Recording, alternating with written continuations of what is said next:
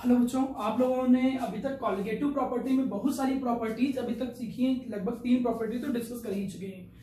हम लोगों ने सबसे पहले सीखा कि कॉलिगेटिव प्रॉपर्टी होता क्या है। वहां पर मैंने बताया कि कॉलिगेटिव प्रॉपर्टी किसी भी सॉल्यूशन की ऐसी प्रॉपर्टी होती है जो केवल नंबर ऑफ सॉल्यूट पार्टिकल पे डिपेंड करती है। उनमें हम लोगों ने सीखे relative lowering in vapour pressure कि नॉन वोलेटाइल सॉल्यूट को मिलाएंगे तो वेपर प्रेशर जो होगा सॉल्वेंट का वो कम हो जाएगा। आप लोगों ने सीखा कि एलिवेशन इन बॉइलिंग पॉइंट बढ़ जाता है, डिप्रेशन इन फ्रीजिंग पॉइंट कम हो जाता है।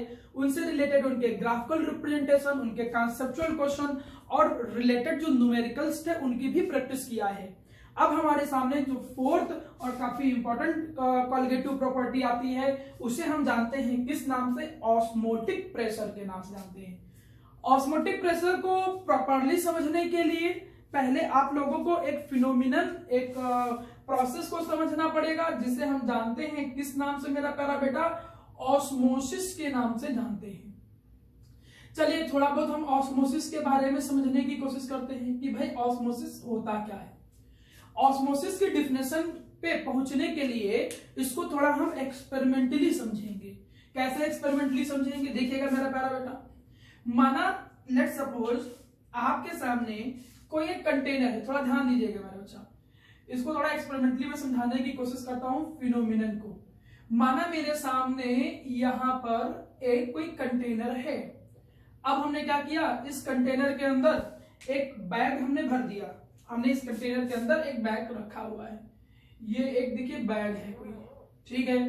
इस बैग के अंदर हम एक कोई सॉल्यूशन भर दे रहे हैं। ध्यान दीजिएगा थोड़ा सा, ये कोई एक बैग है, इस बैग के अंदर एक सॉल्यूशन हमने कोई फिलअप कर दिया।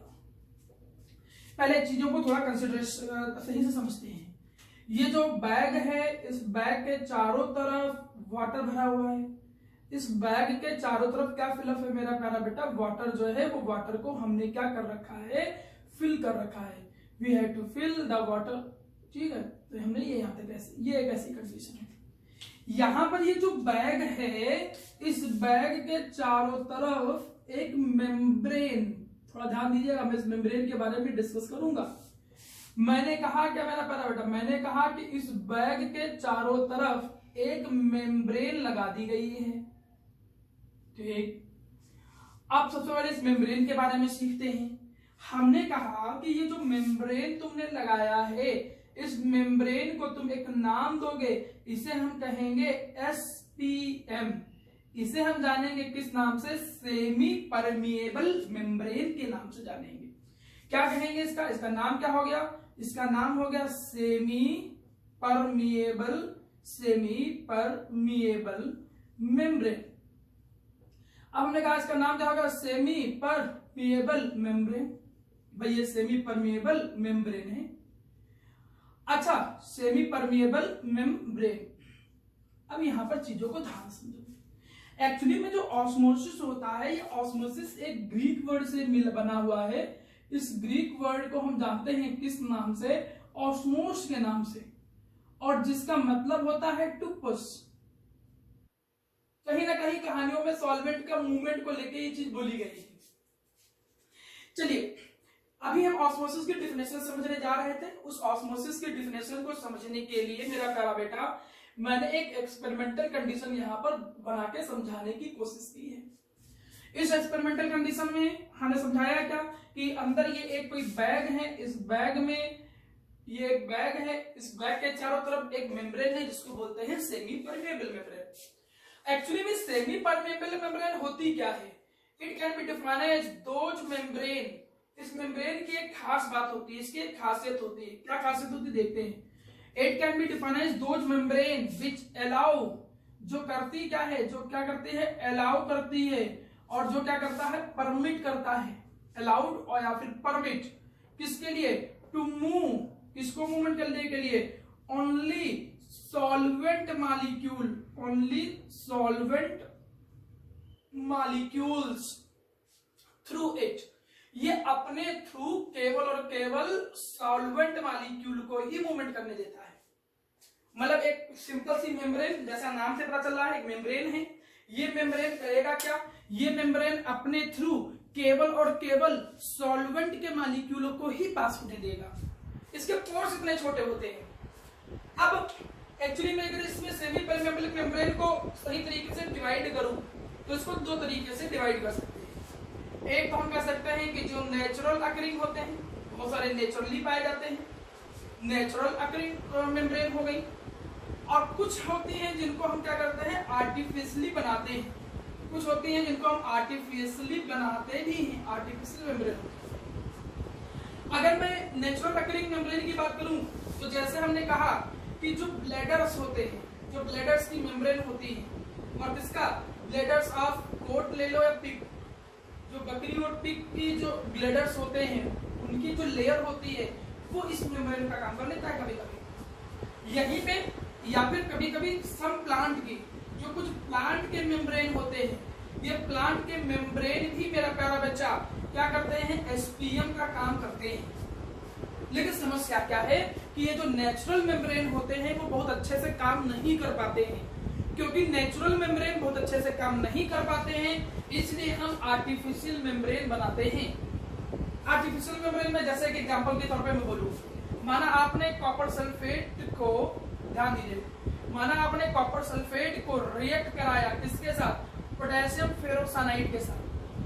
आपने कॉपर सल्फेट को पोटेशियम फेरोसाइनाइड के साथ रिएक्ट कराया, क्लियर। जब आप रिएक्ट कराते हो then you have to get, आपको यहाँ पर मिलेगा क्या, यहाँ पर आपको मिलेगा कॉपर फेरोसाइनाइड। आपको क्या मिलेगा, कॉपर फेरोसाइनाइड। आपको यहाँ पर मिलेगा, you have to get copper ferrocyanide. आपको ये मिला, ये एक्चुअली में एक जेलेटेनियस, ये एक जेल की फॉर्म है, ये एक जेलेटेनियस मेम्ब्रेन के तौर पे काम करता है। ये एक जेलेटेनियस मेम्ब्रेन के तौर पे काम करता है। मतलब क्या है कि माना मेरे सामने कोई एक मेम्ब्रेन है, ध्यान देना, माना मेरे सामने कोई मेम्ब्रेन है, इसमें पोर्स है, ये छोटे छोटे पोर्स। होगा क्या कि इस पोर्स के पास ये जो कॉपर फेरोसाइनाइड है, इस कॉपर फेरोसाइनाइड के जो जेलेटेनियस, जो कॉपर फेरोसाइनाइड की जेलेटेनियस सब्सटेंस बना है, ये इसके चारों तरफ कलेक्ट हो जाएगा, एक लेयर बना देगा। लेकिन समस्या क्या है कि ये कॉपर फेरोसाइनाइड की जो जेलेटिनियस लेयर होती भी है, ये लेयर मेरा बच्चा एक्चुअली में काफी थिन होती है। काफी थिन और होने के कारण और वीक होने के कारण, काफी थिन और वीक होने के कारण हम करते क्या है, इसके अंदर एक और प्रोसेस अपनाते हैं जिसको बोलते हैं इलेक्ट्रो डिपोजिशन। हम यहाँ पर एक प्रोसेस अपनाते हैं इलेक्ट्रो डिपोजिशन, और उस इलेक्ट्रो डिपोजिशन से ये जो लेयर इसके ऊपर गई है इसको हम और थिक करते हैं और उसको मजबूत भी बनाते हैं। तब जाके ये मेम्ब्रेन जो होता है ये एक अच्छे आर्टिफिशियल सेमी परमेबल मेम्ब्रेन का काम करता है। आप दिमाग में बैठा लो कि सेमी परमेबल मेम्ब्रेन की डिफिनेशन, उसके टाइप ये नहीं बोर्ड में आता है, ये तो मैंने इसके समझाने के लिए बता दिया। बस आपको अगर सेमी परमेबल मेम्ब्रेन वाइवा के तौर पे कहीं पूछता भी है तो इतनी चीज याद रहनी चाहिए। क्या याद रहनी चाहिए कि सेमी परमेबल मेम्ब्रेन की एक खास बात होती है, और खास बात ये होती है कि वो अपने थ्रू केवल और केवल सॉल्वेंट के मॉलिक्यूल को ही पास होने देता है। केवल सॉल्वेंट के मॉलिक्यूल को पास होने देगा, ना तो सॉल्यूशन ना तो सॉल्यूट, केवल सॉल्वेंट के मॉलिक्यूल को ही पास होने देगा। चलिए एक्सपेरिमेंट पे आते हैं। एक्सपेरिमेंट में हमने देखा क्या मेरा बच्चा, एक्सपेरिमेंट में हमने देखा कि इसके अंदर हम लोगों ने किया क्या था, थोड़ा ध्यान दीजिएगा। इसके अंदर हम लोगों ने एक काम किया था कि शुगर सॉल्यूशन भर रखा था। इसके अंदर हम लोगों ने एक काम किया था कि शुगर सॉल्यूशन फिल कर रखा था। We had filled the sugar solution. यहाँ पर इसके अंदर मेरा बच्चा क्या भरा हुआ था, शुगर सॉल्यूशन जो था वो शुगर सॉल्यूशन भरा हुआ था। मैंने यहाँ पर बना दिया कि यहाँ पर क्या भरा था, शुगर सॉल्यूशन भरा था। ठीक, कुछ टाइम के बाद, आफ्टर सम टाइम, मतलब आफ्टर सम टाइम हम लोग ऑब्जर्व क्या करेंगे, आफ्टर सम टाइम हम लोग ये ऑब्जर्व करेंगे कि ये जो अंदर का बैग है, ध्यान देना, ये समझा रहा हूं मेरा अच्छा। हमने कहा कि कुछ टाइम के बाद आप ऑब्जर्व क्या करोगे कि अंदर का जो बैग था जिसके चारों तरफ सेमी परमेबल मेम्ब्रेन लगी हुई थी और जिसके अंदर ये सॉल्यूशन भरा हुआ था, ध्यान दीजिएगा फिर से, इस सॉल्यूशन में, इसके अंदर जो सॉल्यूशन भरा हुआ था, चारों तरफ था क्या मेरा पता बच्चा, वाटर, चारों तरफ भरा क्या हुआ था, नॉर्मल वाटर भरा हुआ था। हमने ऑब्जर्व क्या किया मेरा प्यारा बेटा, हमने ऑब्जर्व ये किया कि इस सॉल्यूशन का जो लेवल है, ध्यान दे मैंने क्या बोला कि इस सॉल्यूशन का जो लेवल है वो क्या देखा गया, वो इंक्रीज होता देखा गया कि सॉल्यूशन जो है पहले यहाँ पे भरा हुआ था, अचानक सॉल्यूशन का जो लेवल है वो इंक्रीज होना स्टार्ट हो गया। ये सॉल्यूशन का लेवल जो है वो ऐसे इंक्रीज हो गया। अच्छा तुम मुझे एक चीज तुम खुद ही बताओ मेरा बेटा, अब बाहर से तो हमने कुछ मिलाया नहीं, बाहर से तो मैंने कुछ ऐड नहीं किया, जब बाहर से तुमने कुछ ऐड नहीं किया और तब ये सॉल्यूशन का लेवल इंक्रीज हुआ है, इसका सीधा सा मतलब है कि ये जो मॉलिक्यूल है वाटर के, ये जो मॉलिक्यूल है वाटर के, ये इस सॉल्यूशन के अंदर जा रहे हैं। गलत तो नहीं बोल रहा हूं, ये वाली जो मॉलिक्यूल है ये सॉल्यूशन के अंदर जा रहे हैं। यही जो फिनोमिनन है, इसी फिनोमिनन का एक नाम दिया गया, इसको नाम दिया गया ऑस्मोसिस। मतलब मैं तुमसे ये पूछूं कि ऑस्मोसिस है क्या, तो देखो यहाँ पर दिख क्या रहा है कि वाटर के मॉलिक्यूल अंदर जा रहे हैं। क्या ये जो वाटर के मॉलिक्यूल हैं, इन वाटर के मॉलिक्यूल को मैं सॉल्वेंट कह सकता हूं भाई? इसके लिए, इस सॉल्यूशन के लिए तो सॉल्वेंट ही। अंदर ये जो भरा हुआ है ये क्या है, अंदर जो भरा हुआ है ये क्या है, सॉल्यूशन। मतलब मैं अगर ऑस्मोसिस को डिफाइन करूं, ऑस्मोसिस को डिफाइन करने की कोशिश करूं, तो ऑस्मोसिस की डिफिनेशन क्या बन के आ रही है, it can be defined as the process. ये है क्या मेरा प्यारा बट्टा, एक प्रोसेस है। किस चीज की प्रोसेस है, प्रोसेस ऑफ मूवमेंट। ये किस चीज की प्रोसेस है, प्रोसेस ऑफ मूवमेंट, मूवमेंट है ये। और किसका, movement of solvent particles, movement of solvent particles. जो सॉल्वेंट के पार्टिकल्स हैं वो मूवमेंट कर रहे हैं। और किस तरह मूवमेंट कर रहे थे, देखो सॉल्वेंट के मॉलिक्यूल किधर मूवमेंट कर रहे थे, सॉल्यूशन की तरफ। तो ये जो है ये एक प्रोसेस है, किस चीज की प्रोसेस है, मूवमेंट का। किसका movement, movement of solvent particle. ठीक है, किधर, टूवर्ड्स, किस तरफ, towards solution, towards solution, solution की तरफ। और किसके through, through the semi permeable membrane. ये वर्ड याद रखिएगा, और कहां की चीज है, मतलब एक्चुअली में तुमसे अगर कोई पूछता है कि ऑस्मोसिस बताओ क्या होता है, तो हम कहेंगे कि ऑस्मोसिस का मतलब होता है मूवमेंट। किसका मूवमेंट, सॉल्वेंट का। किसकी तरफ, सॉल्यूशन की तरफ। तो जो सॉल्वेंट के मॉलिक्यूल सॉल्यूशन की तरफ मूवमेंट करके जा रहे हैं, इसी प्रोसेस को तुम एक नाम देते हो, जिसे हम कहते हैं किस नाम से मेरा प्यारा बेटा, that is known as osmosis. यहीं पे अगर मैं कंडीशन बदलूं मेरा प्यारा बेटा, मैं माना दो सेम सॉल्यूट के, दो सेम सॉल्यूट का अलग अलग कंसंट्रेशन के दो सॉल्यूशन भर दूं, और बीच में मैं क्या लगा दूं, एसपीएम। ध्यान देना, बीच में हमने क्या लगा दिया है, एसपीएम। हमने कहा कि फॉर एग्जांपल ये क्या है, एसपीएम, ये क्या है, एसपीएम।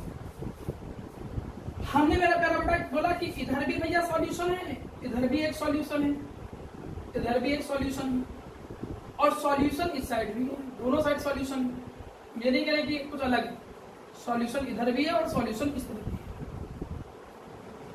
बस हमने कहा क्या कि ये जो पहले इधर वाला सॉल्यूशन है, इसका कंसंट्रेशन C1 और इसका कंसंट्रेशन C2, और हम कंसीडर करके क्या चल रहे हैं कि C2 जो है वो मोर कंसंट्रेटेड है, C2 इज मोर कंसंट्रेटेड। ये ज्यादा कंसंट्रेटेड है भाई, ध्यान दो, ये ज्यादा कंसंट्रेटेड है किसके कंपैरिजन में, देन C1।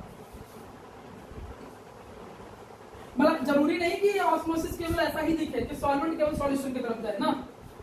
हमने अगर एक कंडीशन ऐसी भी ऑब्जर्व की कि दो सेम सॉल्यूशन लिया, सेम सॉल्यूशन का मतलब शुगर सॉल्यूशन ही ले लिया दोनों तरफ, लेकिन कंसंट्रेशन अगर अलग अलग है, तो ऐसी कंडीशन में भी देखा गया, क्या देखा गया कि सॉल्वेंट के जो मॉलिक्यूल हैं, ऐसी कंडीशन में भी देखा गया कि जो सॉल्वेंट के मॉलिक्यूल है, ये कौन है, ये solvent.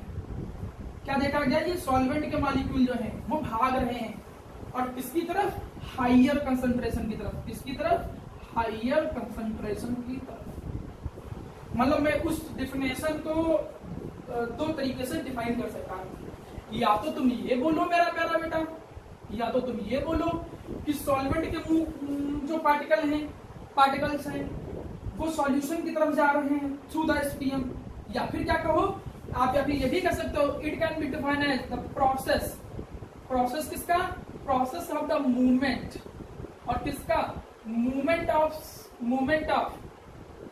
Solvent, process of the movement of solvent particles, जो सॉल्वेंट पार्टिकल्स हैं उनका मूवमेंट कहां, from lower concentration, from lower concentration, from lower concentration to higher concentration, from lower concentration to higher concentration. और एक बात हमेशा बोलनी पड़ेगी, ये बात आपको बोलनी ही पड़ेगी, क्या, कि through the semi permeable membrane, through the semi permeable membrane, ये बात नहीं भूलना है आपको, मेम्ब्रेन। अब देख मेरा बेटा, अब इन दोनों डिफिनेशन में से जो तुमको डिफिनेशन अच्छी लगती हो उस डिफिनेशन को आप लिख लीजिए या याद कर लीजिए। ये 1 मार्क्स में डिफिनेशन पूछी जाती है एग्जाम। तुमसे पूछा जाएगा ऑस्मोसिस क्या है, हम ऑस्मोसिस की कोई भी डिफिनेशन बोल दें। ऑस्मोसिस एक प्रोसेस होता है जिनमें सॉल्वेंट के मॉलिक्यूल सॉल्यूशन की तरफ मूवमेंट करते हैं थ्रू द एसपीएम, या फिर सॉल्वेंट के मॉलिक्यूल लो कंसंट्रेशन से हाई कंसंट्रेशन की तरफ जाते हैं एसपीएम के थ्रू। एसपीएम क्या है, एक ऐसी मेम्ब्रेन जिससे केवल सॉल्वेंट के ही मॉलिक्यूल मूवमेंट कर पाए, that membrane through which only solvent molecule can pass. 2 तरीके का समझाया, आर्टिफिशियल, नेचुरल। ठीक है, आर्टिफिशियल में देखिए आपने एक एग्जांपल समझा, ये तो नहीं पूछा जाता है, बस ऑस्मोसिस को आपको समझने की जरूरत थी। तो अब ऑस्मोसिस की डिफिनेशन क्लियर है, एटलीस्ट ये तो क्लियर ही होगा कि ऑस्मोसिस एक प्रोसेस किस चीज का, मूवमेंट का। किसका मूवमेंट, सॉल्वेंट का, या तो सॉल्यूशन की तरफ या तो लोअर टू हायर कंसंट्रेशन की तरफ, और थ्रू द एसपीएम होना चाहिए। जब इतनी बात तुम लोगों को समझ में आ गई कि भैया ऑस्मोसिस क्या होता है, ऑस्मोसिस को हमने थोड़ा सा डिफाइन भी कर दिया, इतनी चीज समझ लेने के बाद मेरा प्यारा बेटा यहां पर कुछ चीजों को थोड़ा सा आगे बढ़ाता हूं और समझाने की कोशिश करता हूं। हम इस जगह पे ऑस्मोसिस को 2 तरीके से एक्सप्लेन कर सकते हैं, टाइप ऑफ ऑस्मोसिस। मैं ऑस्मोसिस को 2 तरीके से भी समझ सकता हूं, एक क्लासिफाई, और ये क्लासिफिकेशन मैं एग्जांपल के थ्रू करने की कोशिश करूंगा। मतलब मैं ऑस्मोसिस को अगर समझूं तो ऑस्मोसिस को हम कह सकते हैं, एक हम नाम दे सकते हैं इंडो ऑस्मोसिस, एक हम नाम दे सकते हैं इंडो ऑस्मोसिस, और एक नाम दे सकते हैं जिसे हम कह सकते हैं एक्सो ऑस्मोसिस। मैं ऑस्मोसिस को 2 हिस्सों में बांट सकता हूं, एक को मैं कह सकता हूं इंडो ऑस्मोसिस और एक को कह सकता हूं एक्सो ऑस्मोसिस। अब चलो ये एग्जांपल लेके चलता हूं, समझने की कोशिश करूंगा। जैसे हमने कहा कि भाई कंटेनर लिया, दोनों के लिए हमने एक एग्जांपल माना, ठीक है, ध्यान देना, दोनों के लिए हमने एक एग्जांपल लिया, दोनों में हमने क्या किया, एक एक कंटेनर ले लिया, ठीक है, ये कंटेनर ले लिया। इस पर रिलेटेड क्वेश्चन आता है, कॉन्सेप्चुअल क्वेश्चन, ध्यान दीजिएगा, मैं बता दूं, ठीक है, इसको ध्यान से। ये आया, अब दोनों में हमने क्या किया कि एग ले लिया, ध्यान सुनना, हमने दोनों में क्या ले लिया, एग ले लिया, एग का मतलब अंडा, ठीक है, दोनों हमने क्या ले लिया, मतलब अच्छा एक एग ले लिया, अंडा ले लिया। एक लिक्विड पहले बनेगा, नहीं तो अंडा तो नीचे आ जाएगा ना, अभी लिक्विड बना हुआ है, मान चलना, ठीक है। इसमें सबसे पहले हमने क्या किया मेरा बच्चा, इसमें ध्यान देना, इसमें हमने क्या कहा कि इसमें आपने बाहर की तरफ क्या भर के रखा है, प्योर वाटर। इसमें आपने क्या कर रखा है, बाहर की तरफ प्योर वाटर भर के रखा है, ये है to fill the pure water. समझो भी, अभी क्या समझ में आ जाएगा। आपने यहाँ पर क्या भर के रखा है, प्योर वाटर भर के, और इसमें आपने क्या किया है, ब्राइन सॉल्यूशन, इसमें आपने क्या भर के रखा हुआ है, ब्राइन सॉल्यूशन। ब्राइन सॉल्यूशन का मतलब NaCl का कंसंट्रेटेड सॉल्यूशन, क्या दिया है, ब्राइन सॉल्यूशन, मतलब बोले तो NaCl का कंसंट्रेटेड सॉल्यूशन, यह to flow with the brine solution. Clear, ये इतनी कहानी समझ में आ जानी चाहिए, ठीक। अच्छा, ये जो एग लिया था, इस एग के बारे में बता दूं, इसका जो बाहर आउटर मोस्ट कैल्शियम कार्बोनेट की लेयर होती है उसको पहले आप HCl में डुबो के हटा दोगे, ठीक है। Remove the layer of the calcium carbonate bye dissolving it into the hydrochloric acid, वो रिएक्ट करके हटा देगा। और जो अंदर एग का पार्ट होगा, एग की जो बाहर की व्हाइट कलर की लेयर होगी वो SPM का काम करेगा। मतलब इसकी जो बाहर की लेयर होगी वो इस तरीके से कैसा काम करेगा, SPM। और ये एक्चुअली में है क्या, दोनों ये दोनों एग हैं, ये दोनों है क्या, एग। ठीक, अब देखा क्या गया, ऑब्जर्व क्या किया गया, ऑब्जर्व ये किया गया, ऑब्जर्व क्या, मैं सिर्फ फिनोमेना ही बता दूं। देखो अभी इसके अंदर, इस एग के अंदर जो भी लिक्विड पार्ट है, एग के अंदर जो भी लिक्विड पार्ट है वो इस समय क्या है, हायर कंसंट्रेशन में, क्योंकि बाहर तो प्योर वाटर है तो वो कैसा रहेगा, हायर कंसंट्रेशन में। और ये जो वाटर है इसका कंसंट्रेशन क्या हो जाएगा, लो, ये क्या हो जाएगा, लो कंसंट्रेशन। क्लियर है मेरा प्यारा बेटा, ये अंदर वाला पार्ट हाई कंसंट्रेशन और ये क्या हो गया, लो कंसंट्रेशन। तो जैसे ऐसा होगा तो तुरंत, और बाहर की लेयर कैसा काम कर रही थी, SPM का, तो क्या होगा, ऑस्मोसिस स्टार्ट हो जाएगी ना। ऑस्मोसिस का मतलब क्या, सॉल्वेंट के मॉलिक्यूल, भाई ये जो सॉल्वेंट के मॉलिक्यूल है ये तुरंत लोअर कंसंट्रेशन, बाहर तो लोअर था, ये लोअर कंसंट्रेशन से हायर कंसंट्रेशन की तरफ मूवमेंट करना क्या कर देंगे, स्टार्ट कर देंगे। ये लोअर कंसंट्रेशन से हायर कंसंट्रेशन की तरफ मूवमेंट करना स्टार्ट कर देंगे। और जैसे ये लोअर टू हायर की तरफ मूवमेंट करना स्टार्ट कर देंगे तो एग के अंदर वाटर का लेवल बढ़ने लगेगा। और जैसे एग के अंदर वाटर का लेवल बढ़ने लगेगा तो इस एग का जो साइज होगा वो इंक्रीज हो जाएगा। The size of egg increase, मतलब यहां पर क्या होगा, साइज ऑफ एग इंक्रीजेज। तुमने देखा क्या, तुमने देखा कि एंडोऑस्मोसिस में जो वाटर है या जो सॉल्वेंट है, ठीक है, वाटर या फिर हमने कहा सॉल्वेंट, ठीक, वो एग के अंदर जा रहा है, इनसाइड द एग, ठीक है, या फिर सॉल्यूशन, वो सॉल्यूशन के अंदर जा रहा है। जब वाटर सॉल्यूशन के अंदर जाए, ठीक, तो उस प्रोसेस को हम क्या नाम देते हैं, इंडो, इसे हम नाम क्या देंगे, इंडोऑस्मोसिस। ये इंडोऑस्मोसिस का एग्जांपल माना जाएगा। यहीं पे मैं एक्सोऑस्मोसिस की बात करूं, देखो ये ब्राइन सॉल्यूशन था, इसका कंसंट्रेशन थोड़ा ज्यादा होता है, उसको हाई कंसंट्रेशन माना जाएगा। और अंदर का जो पार्ट हो जाएगा वो अब क्या हो जाएगा, वो लो कंसंट्रेशन में हो जाएगा। मतलब वाटर के कंपैरिजन में वो ज्यादा था, लेकिन ब्राइन सॉल्यूशन के कंपैरिजन में इसका कंसंट्रेशन क्या हो जाएगा, कम।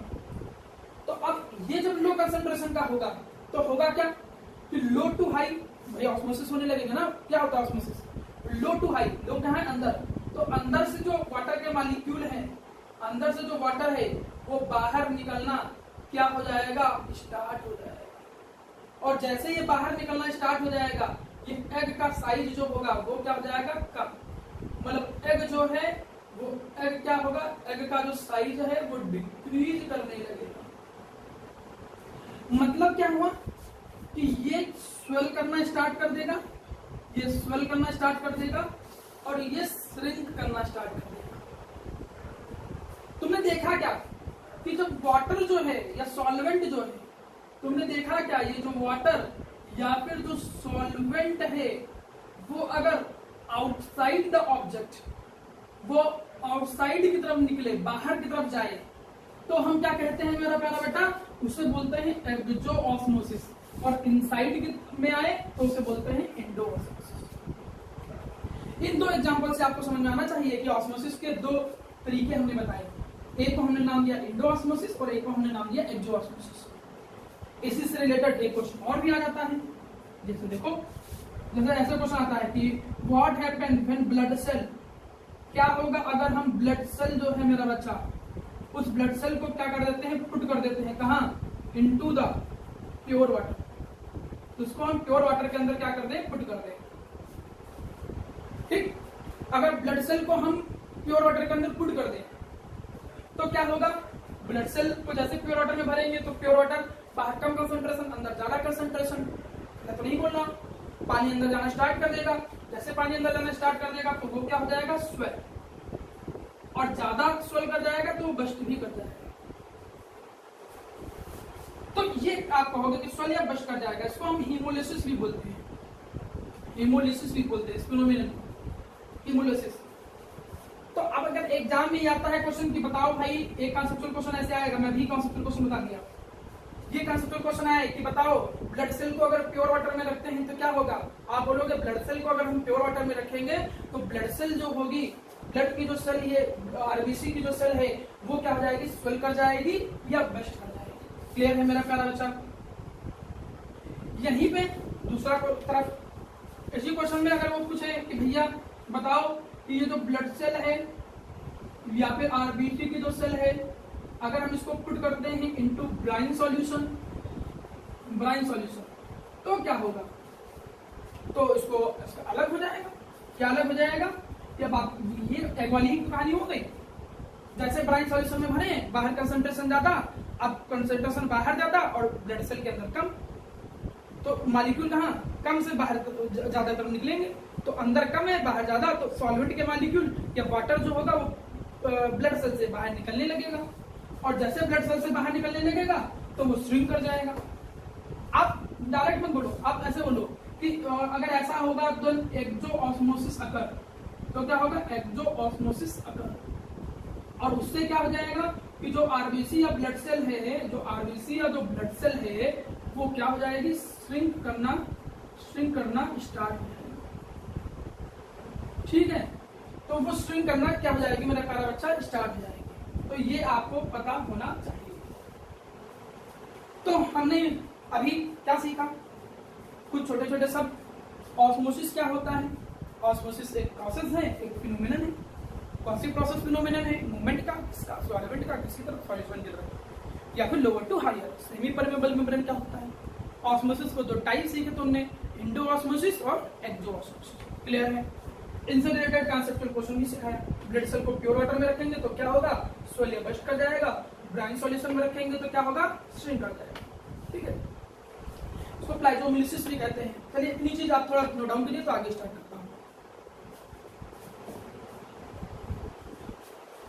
अब देखिए बेटा, यहां तक की चीजें समझने के बाद हम लोग अब टॉपिक पे आएंगे ऑस्मोटिक प्रेशर पे।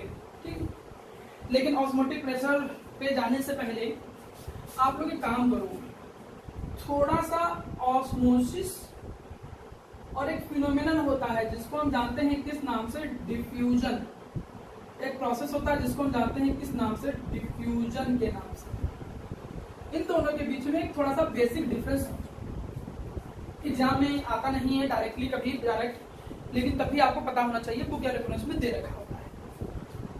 डिफ्यूजन सुना होगा, जब दो गैस आपस में क्या होने लगती हैं, मिक्स होने लगती हैं, तो उसको डिफ्यूजन बोलते हैं। Mixing of two particles simultaneously with each other.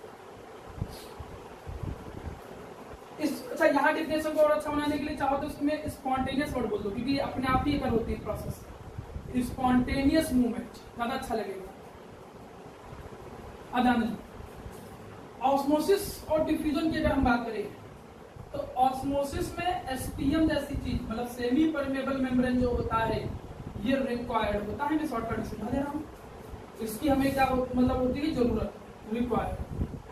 और इसमें एसपीएम की कोई रिक्वायरमेंट नहीं होती, नो एसपीएम रिक्वायर्ड। इसमें सेमी परमेबल मेम्ब्रेन की कोई भी रिक्वायरमेंट नहीं होती है। एक बात ये, ऑस्मोसिस जो होता है ये एक तरीके से यूनिडायरेक्शनल है।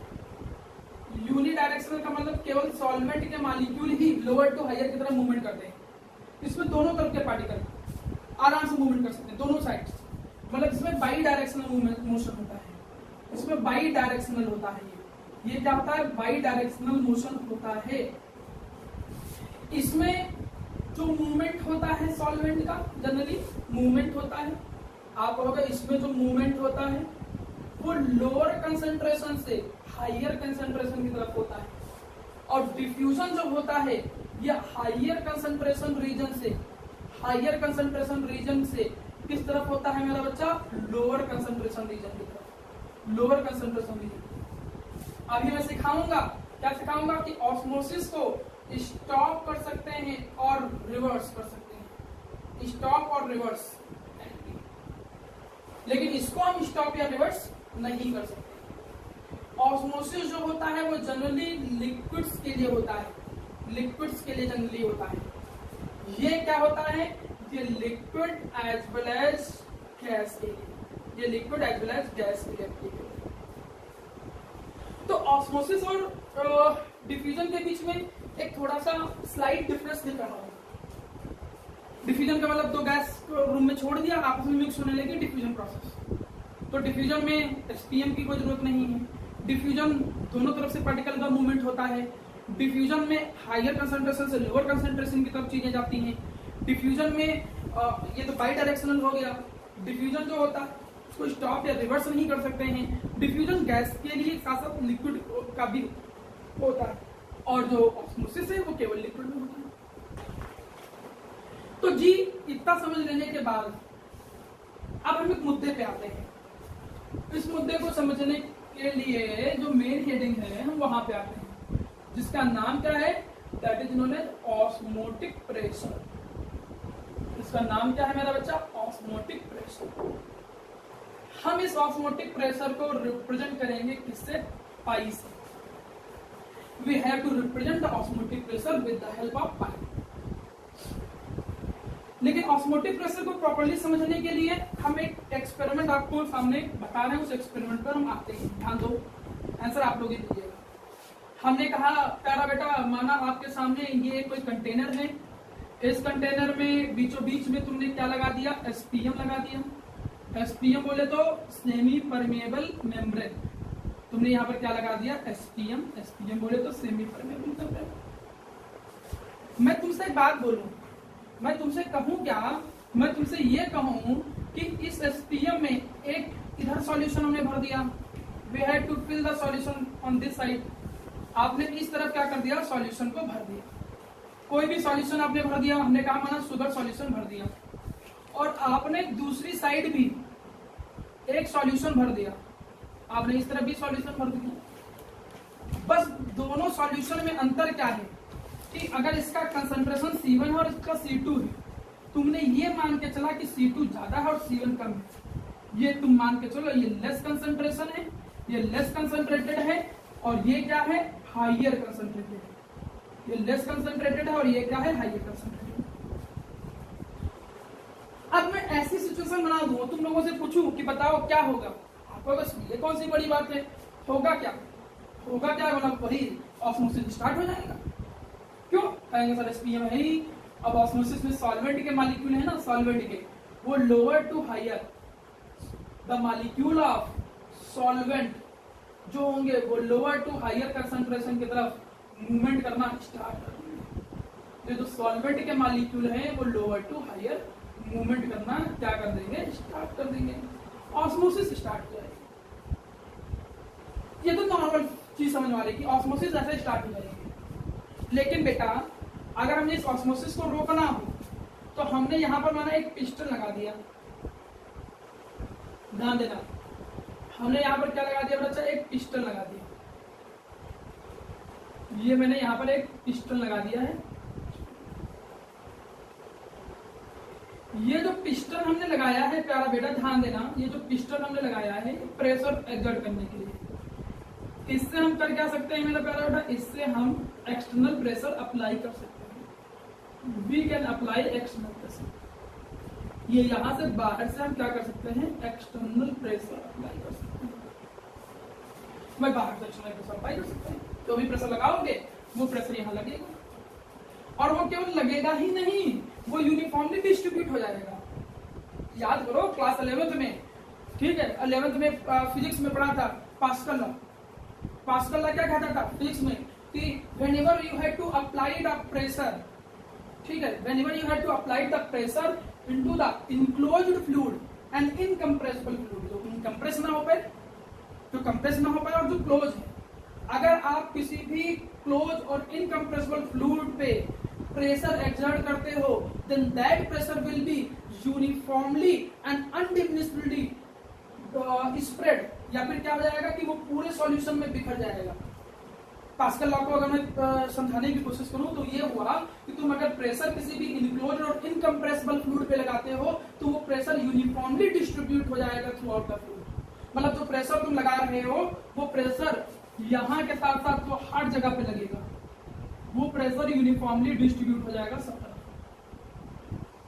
अब देखना बेटा होगा क्या, ऑस्मोसिस हो रहा था, तुमने थोड़ा सा प्रेशर लगाया, ये मॉलिक्यूल प्रेशर इधर से भी लगेगा, ये जो ब्लैक कलर के वाले पार्टिकल्स हैं ये ब्लू को रोकने की कोशिश करेंगे, नहीं रोक पा रहे, प्रेशर और ज्यादा किए तुमने, थोड़ा सा और प्रेशर लगाया, और प्रेशर लगाए एक्सटर्नल प्रेशर, तो इधर से और प्रेशर लगना स्टार्ट हो गया, और अब रोकने की कोशिश और करेंगे मॉलिक्यूल। लेकिन बेटा कोई ना कोई तो वो एक्सटर्नल प्रेशर की वैल्यू आएगी ना, एक ऐसे एक्सटर्नल प्रेशर की वैल्यू आएगी, वो एक्सटर्नल प्रेशर जो लग किस तरफ रहा है, सॉल्यूशन की तरफ, या लग किधर रहा है, हायर कंसंट्रेशन की तरफ, जो करेगा क्या, जो ऑस्मोसिस को स्टॉप कर दे, उस एक्सटर्नल प्रेशर को हम एक नाम देंगे, that is known as osmotic pressure. मतलब ऑस्मोटिक प्रेशर हुआ क्या, ऑस्मोटिक प्रेशर एक्चुअली में है क्या, ये एक एक्सटर्नल प्रेशर है, ध्यान दो बेटा, ये है क्या, ये एक एक्सटर्नल प्रेशर है। इस एक्सटर्नल प्रेशर को हम अप्लाई कर रहे हैं, किधर अप्लाई कर रहे हैं, apply to higher concentration side, इसको हायर कंसंट्रेशन की तरफ क्या कर रहे हैं, higher concentration side, higher concentration की तरफ अप्लाई कर रहे हैं, हायर कंसंट्रेशन की तरफ क्या कर रहे हैं, अप्लाई कर रहे हैं, ठीक है। चलो हम और क्या कर रहे हैं, एक्सटर्नल प्रेशर को अप्लाई कर रहे हैं, हायर कंसंट्रेशन की तरफ अप्लाई कर रहे हैं। वो एक्सटर्नल प्रेशर की वैल्यू जिसको हायर कंसंट्रेशन की तरफ अप्लाई करते हो और जिसपे eight which osmosis is just stop, जिसपे ऑस्मोसिस बस रुक जाए, उस एक्सटर्नल प्रेशर की वैल्यू को मेरा प्यारा बेटा क्या तुम नाम देते हो, ऑस्मोटिक प्रेशर। फिर मैं समझाऊं, इधर लोअर कंसंट्रेशन इधर हायर कंसंट्रेशन, ऑस्मोसिस होने लगेगा लोअर टू हायर, तुम एक्सटर्नल प्रेशर लगाए इधर हायर कंसंट्रेशन की तरफ, वो एक्सटर्नल प्रेशर की वैल्यू कि सुनो, वो एक्सटर्नल प्रेशर की वैल्यू जिसपे ऑस्मोसिस रुक जाए, उस एक्सटर्नल प्रेशर की वैल्यू को हम एक नाम देते हैं जिसे हम कहते हैं ऑस्मोटिक प्रेशर के। अब बेटा जब तुमको ऑस्मोटिक प्रेशर की डिफिनेशन समझ में आ गई तो चलो जी इसके मैथमेटिकल एक्सप्रेशन पे चलते हैं। बहुत है, अगर इसको देखें तो ऑस्मोटिक प्रेशर के निकालने के 6-7 मेथड होते हैं, लेकिन वो आपके सिलेबस में नहीं है, इसमें बहुत परेशान होने की जरूरत नहीं है। हम सीधे उस मुद्दे पे आते हैं जो आपके बोर्ड के पॉइंट ऑफ व्यू से इंपॉर्टेंट है, जो आपको कॉन्सेप्ट आना चाहिए, ठीक है। ज्यादा चीजें पढ़ना होगा तो हो सकता है ऑस्मोटिक प्रेशर को ही एक चैप्टर के तौर पे आपको हायर क्लास में पढ़ना पड़ेगा। चलो जी हायर कंसंट्रेशन समझ में आ गया, ये ऑस्मोटिक प्रेशर समझ में आ गया। क्या होता है ऑस्मोटिक प्रेशर, एक ऐसा प्रेशर जो किधर अप्लाई करते हैं, हायर कंसंट्रेशन की तरफ, उस पे होगा क्या, ऑस्मोसिस रुक जाएगा, osmosis will be just stop, उसको ऑस्मोटिक प्रेशर बोलते हैं, ठीक बेटा। अब एक्चुअली में ये जो ऑस्मोटिक प्रेशर होता है, अगर मैं इसका मैथमेटिकल एक्सप्रेशन बनाऊं, मैथमेटिकल एक्सप्रेशन यहां पर सिखाऊंगा आपको, तो कहानी तो बहुत लंबी होगी, लेकिन आपको मैं शॉर्टकट में सिखा दे रहा हूं। ऑस्मोटिक प्रेशर में ये एक्सपेरिमेंटली देखा गया कि जो ऑस्मोटिक प्रेशर की वैल्यू होती है ये कंसंट्रेशन के डायरेक्टली प्रोपोर्शनल होता है, जितना ज्यादा कंसंट्रेशन उतना ज्यादा ऑस्मोटिक प्रेशर, ठीक है, ये बात देखी गई, ठीक है। दूसरा क्या देखा गया कि जो ऑस्मोटिक प्रेशर होता है that is directly proportional to temperature boiling fluid के थ्रू, ठीक है। जैसे ही इन दोनों को जोड़ दिया गया तो ऑस्मोटिक प्रेशर क्या निकल के आया, directly proportional to this CNT। जैसे डायरेक्टली प्रोपोर्शनल साइन हटाते हो तो एक कांस्टेंट आता है जिसको हम यहाँ पर क्या बोलेंगे, R, ठीक, R। यहां पर मेरा प्यारा बेटा जो R है उस R को हम कहेंगे क्या, इसे हम सॉल्यूशन कांस्टेंट कहेंगे, इसे कहेंगे क्या, सॉल्यूशन कांस्टेंट। कहते सॉल्यूशन कांस्टेंट है लेकिन वैल्यू गैस कांस्टेंट इक्वल होती है, कितनी वैल्यू हो जाएगी, ये हो जाएगी 0.0821, ठीक है। फिर यहाँ पर ये क्या जाएगा, ATM, ठीक है, केल्विन इनवर्स मोल इनवर्स। तो भैया ये यहाँ तक कहानी आएगी, लीटर, ATM लीटर, ठीक है, atm liter कैलेंडर मोल। कहानी यहाँ तक। पाई क्या हो गया? पाई हो गया ऑस्मोटिक प्रेशर। पाई क्या हो गया? Osmotic pressure. देखो जी, आर क्या हो गया? बता चुका हूं, सॉल्यूशन कांस्टेंट। सी क्या है? Molar concentration. सी क्या है? मोलर कंसंट्रेशन, मतलब मोलरिटी। सिंपल सी। टी बेटा क्या है? टेम्परेचर। टी क्या है? टेम्परेचर। ये इतनी बात समझ आई। अगर मैं इस मैथमेटिकल एक्सप्रेशन को जैसा अभी तक पढ़ते आया हूं, क्या पढ़ते आया हूं, इसके थ्रू मैं ऑब्जर्व्ड मोलर मास निकालूं। मैं सारी कॉलगेटिव क्यों निकालूंगा? क्योंकि हर कॉलगेटिव प्रॉपर्टी का बेसिक एम तो यही है कि एमपी निकालो। तो फॉर्मूले को सुधार लेते हैं। क्या फॉर्मूला आ जाएगा? पाई इक्वल टू, ठीक है, सी अगर सी मोलरिटी है तो मोलरिटी का पूरा फॉर्मूला लिख दो। मोलरिटी है ना सी, मोलरिटी का फॉर्मूला क्या था? WB into 1000 divided by MB into volume in millilitre. देखो यही फॉर्मूला यूज होगा, मैं बता दे रहा हूँ फिर से। इंटू क्या हो जाएगा? R इंटू क्या हो जाएगा? T। फॉर्मूला बिल्कुल याद करके चलना, मैं फिर 10 बार बता चुका हूँ। ये फॉर्मूला आपके न्यूमेरिकल अप्रोच के लिए जरूरत होगा, ठीक? उस समय मत बोलिएगा। और यहाँ से एमपी निकालना हो तो तुम एमपी निकाल लो, कोई परेशानी नहीं। एमपी और क्या जाएगा? WB into R into T into 1000 divided by नीचे क्या जाएगा? Pi into volume of solution in millilitre. सब कुछ पता है। WB क्या है? मास ऑफ सॉल्यूट, ये तो पहले ही पता तुमको। WB क्या है? Mass of solute. R क्या है? Solution constant. T बताओ क्या है? T क्या है? टेम्परेचर। पाई क्या है? Osmotic pressure. Osmotic pressure. और V क्या है? Volume of solution. Volume of solution in millilitre. ये फॉर्मूला लगेगा न्यूमेरिकल के लिए। तुमने दो चीजें सीख लिया, ऑस्मोसिस क्या है, ऑस्मोटिक प्रेशर क्या है। Semi permeable membrane, Indo osmosis, active osmosis और फ्लावडा करके कहानी सीखी। इसी ऑस्मोटिक प्रेशर की एक अच्छी एप्लीकेशन में, इसी ऑस्मोटिक प्रेशर की एक अच्छी एप्लीकेशन में एग्जाम में आने वाला एक टॉपिक है कि बताओ, जिसको हम बोलते हैं reverse osmosis. Reverse osmosis. Reverse osmosis को ही तुम लोग जानते हो किस नाम से? डिसैलिनेशन ऑफ वाटर के नाम से। याद करो, क्या कहते हो? Desalination of water. ये एग्जाम में पूछ लेता है। इसकी एप्लीकेशन है यहाँ ऑस्मोटिक प्रेशर से रिलेटेड। क्या जी एप्लीकेशन है? देखो एप्लीकेशन क्या है, सेम उसी चीज को बना रहा हूं। मैंने कहा बेटा ये हो गया एक कंटेनर बड़ा सा। इस कंटेनर में हो गए दो हिस्से, बीच में हमने क्या लगा दिया? SPM। बोलो जी क्या होता है भैया SPM? क्या होता है SPM? क्या होता है SPM? बताइए SPM क्या होता है? Semi permeable membrane. इसकी खास बात क्या होती है कि ये अपने थ्रू क्या सॉल्वेंट को पास होने देगा केवल, ठीक? ना तो सॉल्यूट को ना तो सॉल्यूशन को। क्लियर है मेरा प्यारा बच्चा? ये कहानी है। अब दोनों तरफ हम कर क्या रहे हैं कि हम इधर हमें करना क्या है? डी का मतलब होता है रिमूव होना। सैलिनेशन, डिसैलिनेशन का मतलब कि सलीन वाटर जो है जिसमें नमक भरा हुआ है उसको तुम्हें उससे आयन को हटाना है। जो इसके अंदर आयंस बहुत ज्यादा है, जो समुद्र का पानी है, जो सी वाटर है, उसको प्योर वाटर में, ड्रिंकेबल वाटर में कन्वर्ट करने की जरूरत है तुम्हें। डिसैलिनेशन ऑफ वाटर का मतलब कन्वर्ट करना। क्या कन्वर्ट करना? कन्वर्ट करना। जो वाटर अनफिट होता है ड्रिंकिंग पर्पज के लिए, उसको ड्रिंकिंग पर्पज के लिए बनाना, by the help of reverse osmosis, उसको बोलेंगे डिसैलिनेशन। अब हमने कहा क्या, मतलब हमने क्या कहा कि डिसैलिनेशन ऑफ वाटर का अगर पूछे तो है क्या, तो हम क्या कहेंगे? टू मेक, ठीक है, जो वाटर अनफिट होता है, आप समझ ही लो, देखने को जरूरत है।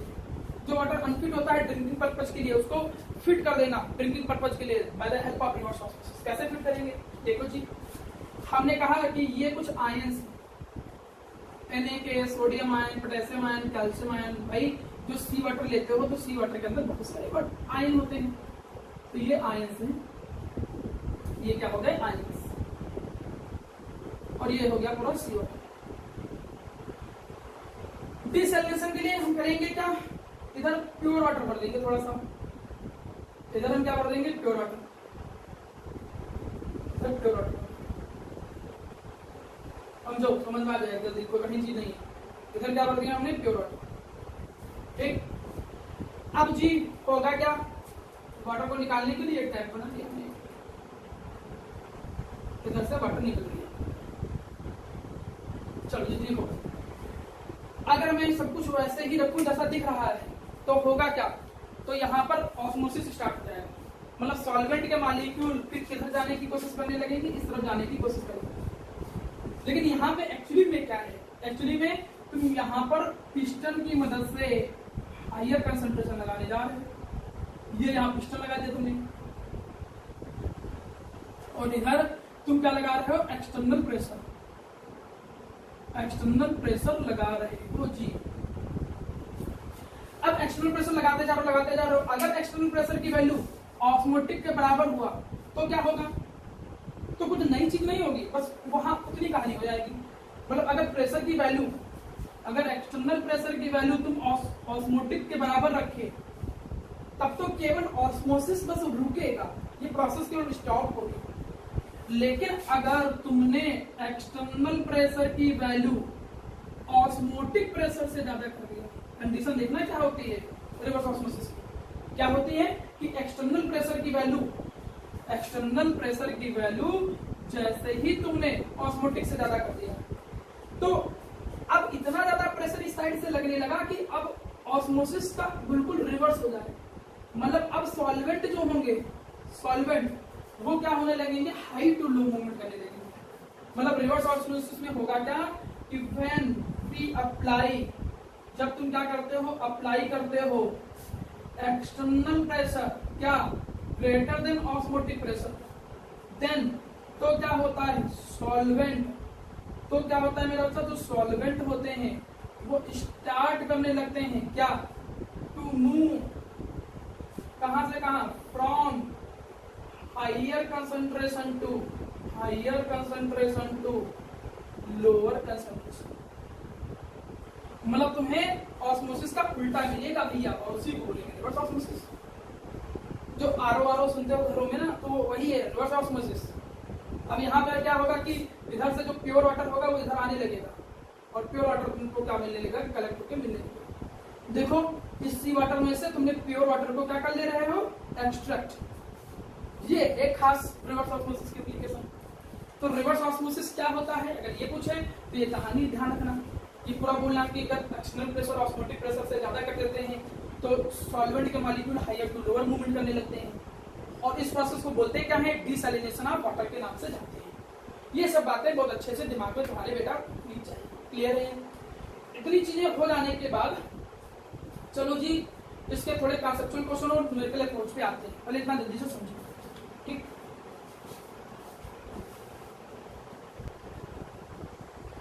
देखो बेटा इसके बाद अब कुछ नई चीजें थोड़ा सा समझाता हूँ, फिर टॉपिक है थोड़ा क्लियर भी कंप्लीट करता हूँ। देखो ऑस्मोटिक प्रेशर के बाद मेरे सामने एक चीज आती है जिसमें हम बोलते हैं आइसोटोनिक सॉल्यूशन को लेके, आइसोटोनिक, हाइपरटोनिक, हाइपोटोनिक, ये सब सॉल्यूशन को लेके कहानी थोड़ी सी समझाएंगे। लेकिन उसको समझने से पहले एक क्वेश्चन ये पढ़ते हैं क्या कि why osmotic pressure, why osmotic pressure, ये अच्छा क्वेश्चन है, ये कभी कभी वाइवा में भी पूछ लिया जाता है, एग्जाम में आ जाता है, काफी अच्छा question. Why osmotic pressure is better method to find,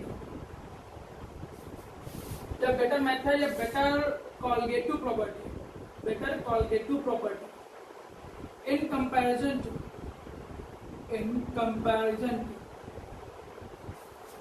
in comparison to other colligative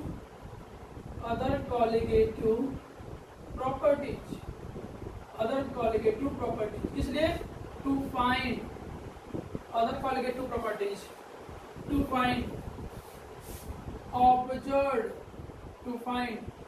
observed molar mass. ये चीज ध्यान दो। क्वेश्चन में तुमने देखा था कि जितनी भी कॉलिगेटिव प्रॉपर्टी होती है सबसे हम ऑब्जर्व मॉलिक्यूलर मास निकालते हैं, लेकिन कहा जाता है कि उसमें भी उन चारों में से ऑस्मोटिक प्रेशर क्यों ज्यादा अच्छा होता है। तो मैं तुम्हें हिंट देता हूँ कुछ। पहली चीज कि इसको अगर मैं सॉल्यूशन की बात करूं, वी कैन मेजर, हम लोग इसको क्या कर सकते हैं, मेजर करते हैं एट रूम टेम्परेचर। इसको हम रूम टेम्परेचर पर भी मेजर कर सकते हैं। ये मेथड अच्छा होता है for polymer and high molecular mass के लिए भी, polymer and high molecular mass compound के लिए भी, हाई मॉलिक्यूलर मास कंपाउंड के लिए भी अच्छा होता है। मैं चीजें समझाता हूँ थोड़ा सा जिसे समझ में आ जाए। एक्चुअली में जैसे ये जो हाई मॉलिक्यूलर मास वाले कंपाउंड होते हैं, कौन, जैसे पॉलीमर हो गए, बायोमॉलिक्यूल्स हो गए, तो चूंकि इनका जो एमबी होता है वो भाई बहुत ज्यादा होता है, इनका एमबी क्या होता है, बहुत ज्यादा। अब इनका मॉलिक्यूलर मास चूंकि बहुत ज्यादा होगा पॉलीमर और बायोमॉलिक्यूल का, और ये कॉलिगेटिव प्रॉपर्टी के क्या है, इनवर्सली प्रोपोर्शनल। कॉलिगेटिव प्रॉपर्टी के क्या है, इनवर्सली प्रोपोर्शनल। तो अगर एमबी बहुत ज्यादा होगा तो इनकी सबकी कॉलिगेटिव प्रॉपर्टी क्या निकलेगी, कम, और इनकी सबकी कॉलिगेटिव प्रॉपर्टी अगर कम निकलेगी तो इसका मतलब अगर मैं delta TB and delta TF की बात करूं तो ये बहुत स्मॉल निकलेंगे, वेरी स्मॉल, ये बहुत स्मॉल निकलेंगे। तो टू कैलकुलेट इनको कैलकुलेट करना बड़ा डिफिकल्ट हो जाएगा। भाई क्यों डिफिकल्ट हो जाएगा, अगर डेल्टा टीबी 0.5 डिग्री सेल्सियस आया, अब वहां 0.5 डिग्री सेल्सियस में रूम टेम्परेचर में थोड़ा अप एंड डाउन हुआ तो वो मेजरमेंट में गड़बड़ आने लगेगा। मतलब इसकी वैल्यू इतनी कम निकल के आती है, जो जिनका हाई मॉलिक्यूलर मास होता है इनकी जो वैल्यू इतनी स्मॉल निकल के आती है कि उसको मेजर कर पाना थोड़ा सा कठिन है, प्रैक्टिकली कठिन है। जबकि इसी करस्पॉन्डिंग में जो ऑस्मोटिक प्रेशर होता है वो लगभग 10⁻³ atm के अराउंड निकल जाता है। और इस प्रेशर को मेजर करने के लिए, ये जो प्रेशर है इसको मेजर करने के लिए, छोटे छोटे pressure, small value of pressure को मेजर करने के लिए भी मेरे पास बहुत अच्छे ट्रांसड्यूसर्स और बहुत अच्छे इंस्ट्रूमेंट्स अवेलेबल हैं। तो मतलब मेरा प्यारा बेटा, हमने क्या कहा कि बाकी कॉलिगेटिव प्रॉपर्टी में जो हाई मॉलिक्यूलर मास वाले कंपाउंड हैं उनका एमबी निकालते समय जो कॉलिगेटिव प्रॉपर्टी निकलती है वो इतनी कम निकलती है कि कैलकुलेट करने में परेशानी आती है। लेकिन मैं ये ऑस्मोटिक प्रेशर जो होता है इसको मैं रूम टेम्परेचर पर भी मेजर कर सकता हूँ। बाकी सब में रूम टेम्परेचर में चीजें गड़बड़ होने के चांस रहते हैं। तो ये जरूर रीड कर लेना, ये क्वेश्चन आ सकता है एग्जाम में। इसके अलावा तुम्हारे काम की चीज देखता हूँ और क्या क्या है। तुम्हारे काम की चीजों में एक आता है जिसको हम बोलते हैं आइसोटोनिक सॉल्यूशन। आइसोटोनिक सॉल्यूशन, इसी का एक नाम होता है आइसोऑस्मोटिक सॉल्यूशन। नाम ही से पता चला भैया, ऑस्मोटिक का मतलब सेम ऑस्मोटिक प्रेशर हो, वो नाम आ जाए तो बहुत ही आसान।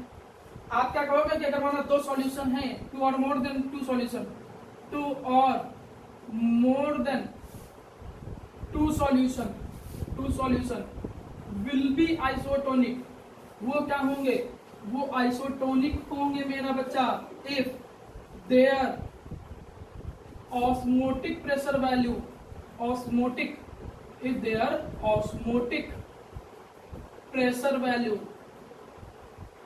Values are same. मतलब समझ में क्या है कि अगर दो सॉल्यूशन हैं, ध्यान दो रे बेटा, अगर दो सॉल्यूशन हैं, दोनों सॉल्यूशन में हमने क्या कहा, ये H1 सॉल्यूशन, ये H2 सॉल्यूशन, अगर दोनों सॉल्यूशन के जो ऑस्मोटिक प्रेशर है इसकी वैल्यू सेम है या फिर उन दोनों का कंसंट्रेशन सेम है, क्यों, क्योंकि ऑस्मोटिक प्रेशर तो कंसंट्रेशन के डायरेक्टली प्रोपोर्शनल है ना, वही चीज। या तो क्योंकि बाकी जो चीजें होती हैं R और T ये कांस्टेंट माना जाता है, ठीक, एक पर्टिकुलर टेम्परेचर पे। तो किसी भी दो सॉल्यूशन का अगर ऑस्मोटिक प्रेशर सेम है या कंसंट्रेशन सेम है तो उन सॉल्यूशन को हम क्या बोलेंगे, आइसोटोनिक सॉल्यूशन बोलेंगे। नहीं क्या बोलेंगे, आइसोटोनिक सॉल्यूशन। और अगर इफ नॉट इक्वल, अगर हमने कहा इफ नॉट इक्वल, अगर इक्वल नहीं है तो भाई क्या होगा, कोई एक ज्यादा होगा, कोई एक कम होगा। हमने मान लिया ऐसा, किसी एक का ऑस्मोटिक प्रेशर ज्यादा होगा, किसी एक का कम होगा। तो जिसका ऑस्मोटिक प्रेशर ज्यादा होगा वो सॉल्यूशन जिसका ऑस्मोटिक प्रेशर ज्यादा होता है उसको कहते हैं हाइपरटोनिक सॉल्यूशन। उसको क्या कहते हैं? हाइपरटोनिक सॉल्यूशन कहते हैं। और जिसका ऑस्मोटिक प्रेशर जो होता है वो लेस होता है उसको क्या बोलते हैं? हाइपोटोनिक सॉल्यूशन बोलते हैं। उसको क्या बोलते हैं? Hypotonic solution. अब इनकी न्यूमेरिकल अप्रोच पे जाने से पहले ये छोटी छोटी चीजें जो बता दे रहा हूं ये भी सीख लो, एक नंबर में आ जाता है कभी कभी। इसके अलावा जैसे कि एक क्वेश्चन ये भी आता है, ये भी काफी क्वेश्चन पूछा जाता है कि right the biological importance of osmosis. आप ऑस्मोसिस की बायोलॉजिकल इंपॉर्टेंस बताइए। जब आप बुकलेट या थ्योरी जो भी मैं स्टडी मटेरियल दूंगा उसमें बहुत अच्छे से सारे पॉइंट वाइज लिखे हुए, यहाँ पे मैं कुछ बेसिक पॉइंट बता दे रहा हूँ। जैसे इन ह्यूमन बीइंग्स में भी हम ऑस्मोटिक प्रेशर के कॉन्सेप्ट को यूज करते हैं। देखो कहाँ का, जैसे तुम एक चीज समझो, माना जो हम मेडिसिन, जो भी लिक्विड मेडिसिन अपनी बॉडी में इंजेक्शन की फॉर्म में इंजेक्ट करते हैं, एक चीज तुम खुद सोचो, अगर वो हमारे ब्लड प्लाज्मा या जो ब्लड सॉल्यूशन है उसके साथ आइसोटोनिक ना हो, कंसंट्रेशन सेम ना हो, भाई कंसंट्रेशन बदलेगा अगर अंदर का तो होगा क्या? ब्लड सेल या तो श्रिंक करेगी या तो स्वेल कर जाएगी। तो दोनों कंडीशन में तो वही काम तमाम हो जाएगा। तो सीधी सी बात है कि जो भी अपने चीज हम लिक्विड इंजेक्ट कर रहे हैं that should be isotonic with our blood solution. तो हम लोग करते क्या है कि जो भी हम लिक्विड करते क्या है, इंजेक्ट करते हैं इनसाइड द बॉडी, ठीक है, वो लगभग उसका कंसंट्रेशन 0.9% ऑफ NaCl के इक्वल होता है ब्राइन सॉल्यूशन के, जो कि ब्लड प्लाज्मा ब्लड सॉल्यूशन के इक्वलेंट होता है। मतलब that solution should be isotonic. जिसको भी आप बॉडी के अंदर इंसर्ट कर रहे हो वो सॉल्यूशन जो होना चाहिए शुड बी आइसोटोनिक होना चाहिए बेटा, नहीं तो समझ लो क्या होगा। ये बात एक चीज। इसी के अंदर से कई कॉन्सेप्चुअल क्वेश्चन निकलते हैं, जैसे कि एक कंडीशन आती है जिसको हम बोलते हैं इडिमा। ये इडिमा कंडीशन क्या है? इसमें क्या होता है कि जैसे जो पर्सन या पीपल, जो पर्सन क्या करते क्या है, जो बहुत सॉल्टी फूड इंटेक करते हैं, जो बहुत सॉल्टी फूड इंटेक करते हैं, बहुत सॉल्टी सॉल्यूशन ले लेते हैं, तो सॉल्टी सॉल्यूशन में होगा क्या? वो जो कंसंट्रेशन आयंस का इंक्रीज हो रहा है ब्लड के अंदर, ठीक है, जो ब्लड के अंदर सॉल्यूशन इंक्रीज हो रहा है या जो टिश्यूज है उनके अंदर जो कंसंट्रेशन इंक्रीज हो रहा है, उस कंसंट्रेशन के बढ़ने से ऑस्मोटिक प्रेशर की वैल्यू बढ़ेगी। और ऑस्मोटिक प्रेशर को न्यूट्रलाइज करने के लिए वो टिश्यूज होंगे वो एक्स्ट्रा वाटर एब्जॉर्ब करते हैं। तो उससे क्या होता है कि वाटर जो होता है, ठीक है, वो स्टार्ट हो जाता है, start move inside the tissues, जिससे वो टिश्यूज क्या होने लगती हैं? स्वेल करने लगती है, वो मोटापा जैसा आने लगता है। इस कंडीशन को हम एक नाम देते हैं बेटा, जिसे हम कहते हैं एडिमा। यही सेम कंडीशन उसमें हो गया कि जो डॉक्टर्स होते हैं वो जिनको ब्लड प्रेशर की परेशानी होती है उनको सॉल्टी फूड खाने से मना करते हैं। क्यों? क्योंकि सॉल्टी फूड खाएंगे तो ऑस्मोटिक प्रेशर की वैल्यू ज्यादा हो जाएगी, वो प्रॉब्लम क्रिएट करेगा। और भी बहुत सारी एप्लीकेशंस हैं इन प्लांट्स में बहुत सारी एप्लीकेशन है। प्लांट्स में क्या होता है कि ये जो भी वाटर एंड मिनरल, जो भी वाटर और मिनरल्स, ठीक है, टेकन बाय प्लांट, जो वाटर और मिनरल प्लांट लेते हैं, ठीक है, ये जो भी लेते हैं वाटर और मिनरल, वो कहीं ना कहीं ऑस्मोसिस फिनोमिनन के थ्रू ही, ऑस्मोसिस फिनोमिनन के कॉन्सेप्ट के थ्रू ही। क्लियर? इंडस्ट्री में यूज देख लो, इंडस्ट्री में यूज अभी आपने पढ़ा था एक desalination in water, of sea water. तो आप देख रहे हो कि कई सारे यूजर्स जो है वो आपके सामने लिखे हैं। तो ये एप्लीकेशंस जो है उनके कॉन्सेप्चुअल क्वेश्चन तो बहुत मिलेंगे मेरा बेटा, आप पढ़िए समझिए, जितना प्रैक्टिस करोगे उतना समझ में आएगा। मैं एक दो न्यूमेरिकल्स के थ्रू इसके न्यूमेरिकल्स की अप्रोच भी सिखा देता हूँ और उसके बाद इस टॉपिक को कवर करता हूँ। बाकी जब हमारा आमने सामने का जो लेक्चर्स होगा और जो भी आप सीखोगे, जो भी आपको बुकलेट के थ्रू और जो डाउट प्रॉब्लम सॉल्विंग जो भी क्लास लेंगे उनसे कॉन्सेप्ट और अच्छा क्लियर होगा। ठीक है, देखिए चलो बच्चों इन दो न्यूमेरिकल को समझते हैं जल्दी से, फिर आपका ये टॉपिक जो होता है ये कंप्लीट होता है। बाकी जितने ज्यादा न्यूमेरिकल आप प्रैक्टिस करोगे उतना अच्छे से सीखोगे। हम दो न्यूमेरिकल यहाँ पर आपको एक्सप्लेन कर रहे हैं, इनको समझने की कोशिश करिए। पहले न्यूमेरिकल पे ध्यान दो। पहले न्यूमेरिकल में क्या रहा है, हमेशा मैं बोला हूं पहले गिवन निकालो। क्या कर रहा है, a solution is prepared by dissolving this of a given fragment. वो सॉल्यूट हो गया, तो भैया जो सॉल्यूट होता है उसके मास को क्या बोलते हैं, WB। कितना गिवन है, 8.95 मिलीग्राम। लेकिन आपको ग्राम में जरूरत पड़ती है इसलिए उसके पहले ही ग्राम में कन्वर्ट कर लो। ग्राम में कन्वर्ट कर लिया, कितना आ गया, 1×10⁻³ ग्राम, या काम आ जाएगा। इन कितने मिलीलीटर ऑफ वाटर, तो वैल्यूम ऑफ सॉल्यूशन लगभग मिलीलीटर में। जनरली सॉल्वेंट है लेकिन आपको सॉल्यूशन ही कंसीडर करना पड़ेगा, वो सॉल्यूट बहुत कम है इसके रिस्पेक्ट में। तो जनरली सॉल्यूशन जो दे रखा है वो कितना दे रखा है, 35 मिलीलीटर। क्लियर। अब ऑस्मोटिक प्रेशर जो दे रखा है उसकी वैल्यू कितनी दे रखी है, 0.335 टॉर। टॉर जो होता है वो mmHg के बराबर होता है।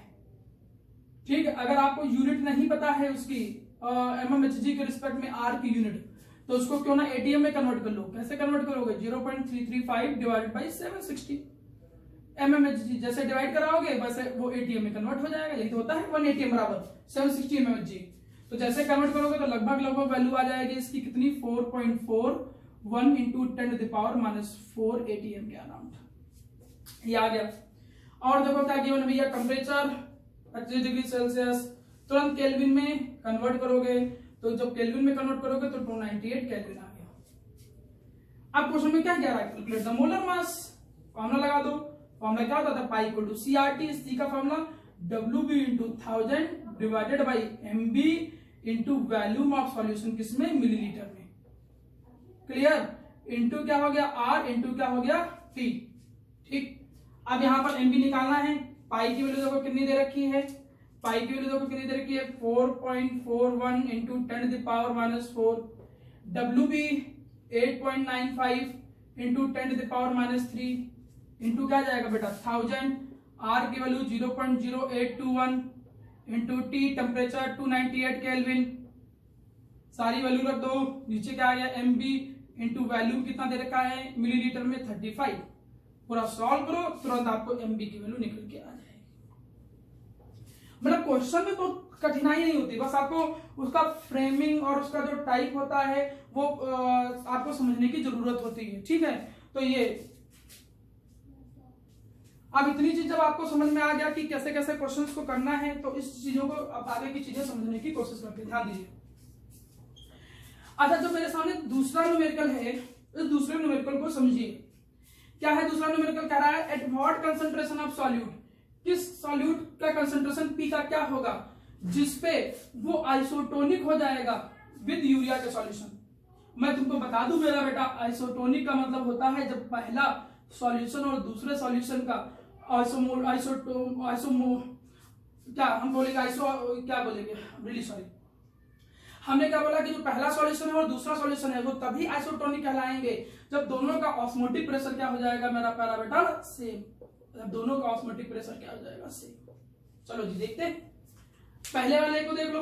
अब ऑस्मोटिक प्रेशर का फॉर्मूला कहां से देख लो, क्या आया, WB इंटू 1000 पहले का into R into T divided by पहले का मोलर मास, ठीक है, इंटू वैल्यूम पहले का।